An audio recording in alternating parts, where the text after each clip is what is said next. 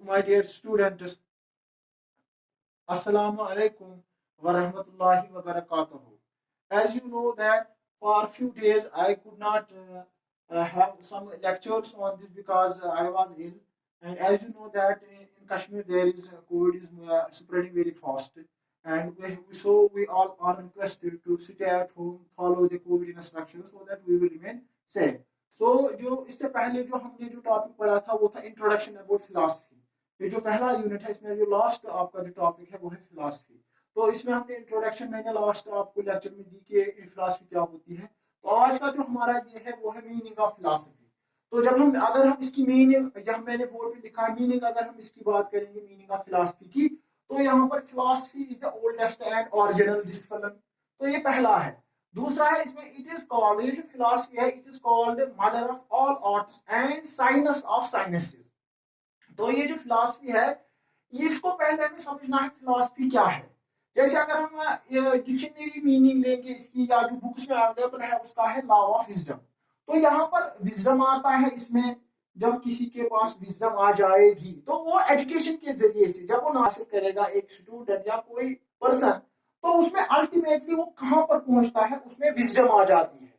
तो उसको हम फिलॉसफी कह सकते हैं कि हाँ ये फिलॉसफर है। मगर अगर हम दूसरा इसका एंगल लेंगे तो हर एक इंडिविजुअल अपनी जगह फिलॉसफर होता है, चाहे स्टूडेंट हो, चाहे फार्मर हो, चाहे एजुकेशन सेक्टर में, किसी भी सेक्टर में डे टू डे लाइफ जो भी एक पर्सन है किसी भी में, जैसे कोई गार्डनर है वो भी फिलॉसफर है। क्योंकि फिलॉसफी का जो आज मॉडर्न डिफिनेशन वो है कि जहां पर डाउट स्टार्ट हो जाएगा, कि जहां पर उसको क्वेश्चन आ जाएगा, जहां उसको कोई प्रॉब्लम फेस आ जाए, प्रॉब्लम आएंगी तो उस प्रॉब्लम का आंसर निकालने, उसी को हम फिलॉसफी बोलते हैं।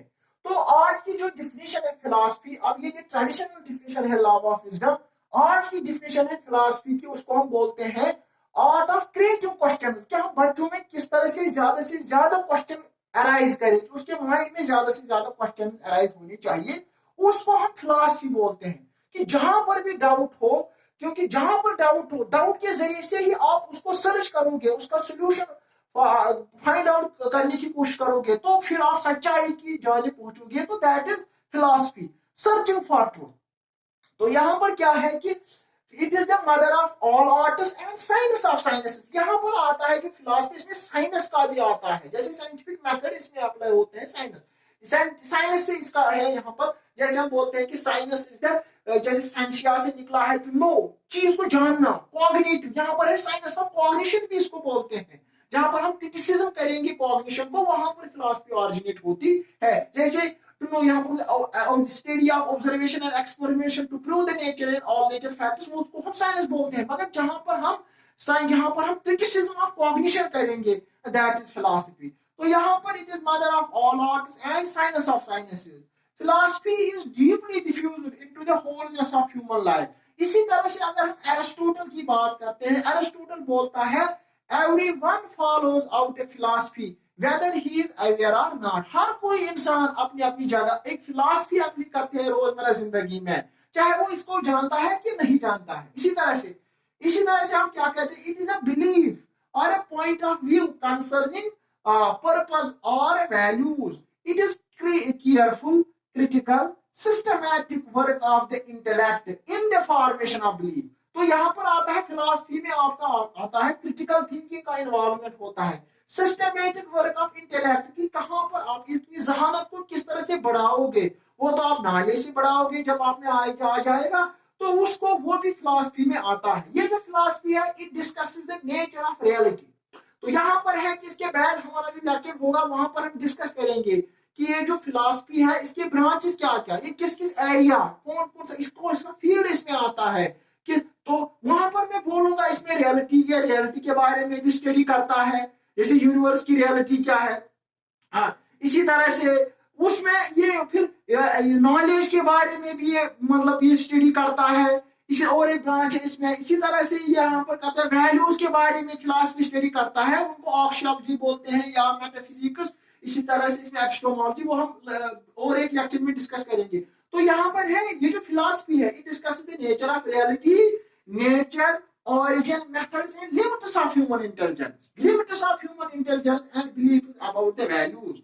इसी तरह से हम बोलते हैं कि जो मैंने आपको ऑलरेडी बोला है, philosophy is the science and criticism of cognition. सिर्फ ये साइंस है मगर criticism of cognition, it is the method of critical and reflective thinking. तो यहाँ पर ये इंपॉर्टेंट पॉइंट है कि फिलॉसफी क्या है, कि यहाँ पर किस तरह से एक इंडिविजुअल या स्टूडेंट में हम इस तरह से पैदा कौन चीजें पैदा करेंगे, क्रिटिकल थिंकिंग उसमें हम डेवलप करेंगे, इसी तरह से इसमें हम रिफ्लेक्टिव थिंकिंग पैदा करेंगे। तो it is because of the philosophy. तो यहाँ पर it is inquiry into the truth and search of knowledge, knowledge की तलाश, उसको हम फिलॉसफी बोलते हैं। इसी तरह विजडम आ जाएगी उसी में। It is concern with the most general types of problems. ये वाला जो है ये इंपॉर्टेंट है, क्योंकि आप देखो रोजमर्रा जिंदगी में कि इंसान इस दुनिया में आया है किस लिए। यहाँ पर हम बोलते हैं कि इंसान को फेस करने इस दुनिया में, इस यूनिवर्स में, इस वर्ल्ड में problems, day to day problem जिंदगी में। तो यहाँ पर मेन फोकस, जिस तरह से हमको बोला, उन प्रॉब्लम्स को स्टडी करना, उनको क्रिटिकली एग्जामिन करना, उनका सोल्यूशन फाइंड करना, उसी को जो जिंदगी में आपके प्रॉब्लम आएंगे उन प्रॉब्लम्स को आप किस तरह से सोल्यूशन निकालोगे, आप किस तरह से स्टेबल हो जाओगे इस दुनिया में, तो उस चीज को हम फिलॉसफी बोलते हैं, वो फिलॉसफी में आता है। इस तरह जैसे मैंने बोला है कि लास्ट में बोलूंगा, जैसे गौतम बुद्धा का नाम आपने सुना होगा, गौतम बुद्धा, उसको बुद्धा क्यों बोलते थे, वो अवेकनर था, उसमें नॉलेज था, उसने किस तरह से वो हासिल किया।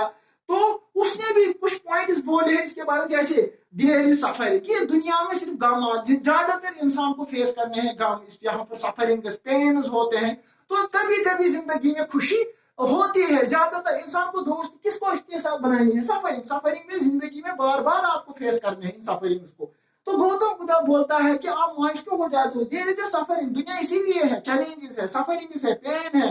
तो देयर इज ऑरिजिन, उन दुखों उनका यहाँ पर ऑरिजिन भी होता है, जो भी पेन आते हैं वो ऐसे ही नहीं आते हैं, उनका ऑरिजिन होता है, वो कहीं से आते हैं जो आपको पेन देते हैं, सफरिंग्स देते हैं। तो इसी तरह से वो क्या बोलते हैं गौतम का तीसरा point, there is a cessation of suffering, हम उनको स्टॉप कर सकते हैं, जो भी दुनिया में गम है बाकी हम उनको रोक सकते हैं, हम उनको रोक सकते हैं, मगर करना क्या है, there is a path leading to the cessation of suffering, मगर हमें एक रास्ता मतलब इख्तियार करना है, सो दैट कि हम उन गमों से किस तरह से बचेंगे और कम से कम जिंदगी में हम खुशी हासिल कर सकते हैं। तो इसी तरह से ये जो प्रॉब्लम आती है इंसान को जिंदगी में, उन प्रॉब्लम का सोल्यूशन निकालना ही फिलॉसफी कहलाता है। तो डियर स्टूडेंट, आपको क्या करना है कि आपकी जो क्लासमेट्स है, फ्रेंड्स है, उनको आप ज्यादा से ज्यादा ये जो चैनल हमने क्रिएट की है एजुकेशन मतलब सब्जेक्ट के लिए, डॉक्टर हम इसको आप ज्यादा से ज्यादा शेयर कीजिए, सब्सक्राइब कीजिए। और ये वाला जो लेक्चर है आज के लिए इतना ही शॉर्ट वीडियो था, इसके बाद हमारा ऑनलाइन क्लास भी देंगे, तो इंशाल्लाह उसमें हम सारा इसका स्कोप या बाकी चीज नेचर का है, फिलॉसफी का, वो डिस्कस करेंगे। Thanks for today, thank you.